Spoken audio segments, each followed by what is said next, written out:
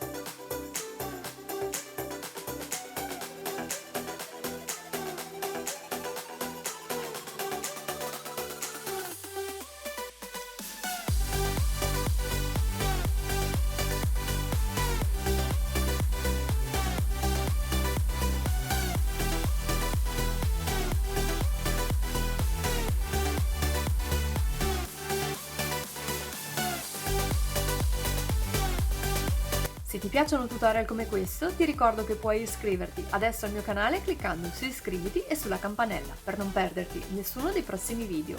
Tu hai mai realizzato con questa tecnica una stella di Natale o altri fiori? Fammelo sapere nei commenti e se questo video ti è piaciuto potresti condividerlo sui social e lasciarmi il tuo like. Io ti ringrazio fin da ora.